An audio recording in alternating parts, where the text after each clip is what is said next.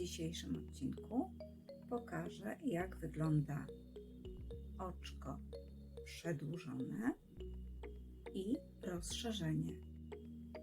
Pokażę, jak to robię na przykładzie włóczki futerkowej, ale też na przykładzie zwykłej włóczki, by było to bardziej czytelne i widoczne. Zapraszam. Zazwyczaj zaczynam od tradycyjnego łańcuszka.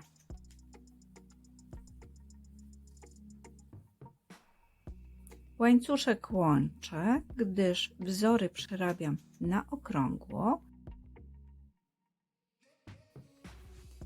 I tu stosuję oczka postępujące prawe.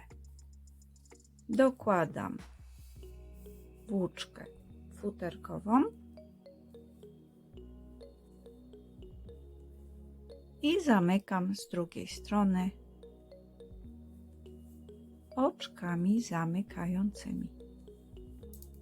Dzielę robótkę na etapy, gdyż szydełko jest proste, a robótka okrągła, więc siłą rzeczy nie da się przerobić wszystkich oczek na okręgu prostym szydełkiem. Stosuję tutaj znacznik, który zakładam tylko na nitkę zwykłą.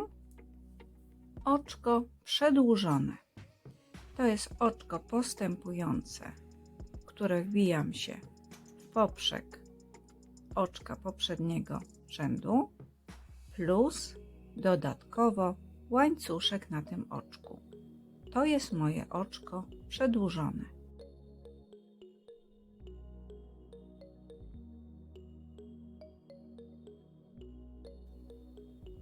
Tak wyglądają dwa oczka przedłużone, a tak wygląda oczko postępujące zwykłe na włóczce futerkowej.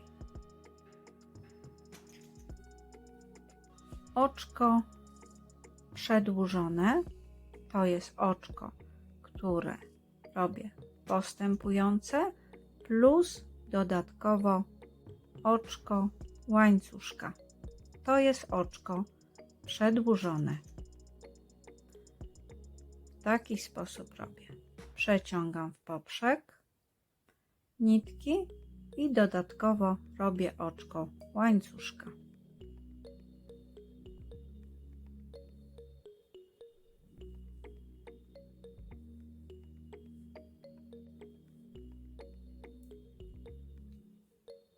I na powrocie oczka zamykające.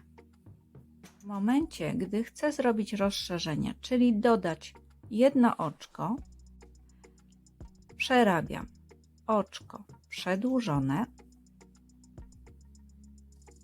i dodatkowo w to samo miejsce wbijam się i nabieram oczko postępujące.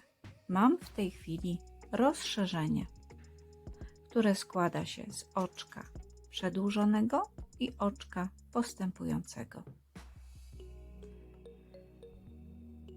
Poprzek nitki, oczko postępujące plus oczko przedłużone i narzut robię dodatkowo w tym samym oczku oczko postępujące. To jest rozszerzenie. Oczko przedłużone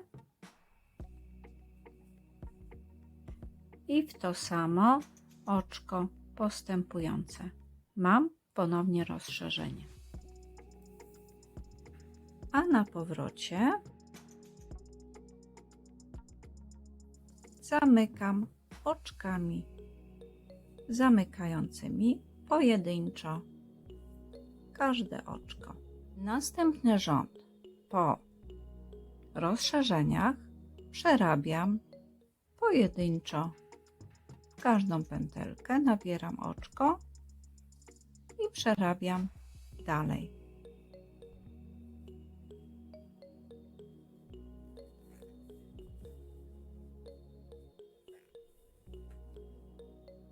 Tak wygląda rząd z rozszerzeniami, a to jest następny rząd. Oczko z rozszerzeniem będę używać do takich projektów jak jeż, foka czy lis. Zapraszam więc do obserwowania mojego kanału i do subskrypcji.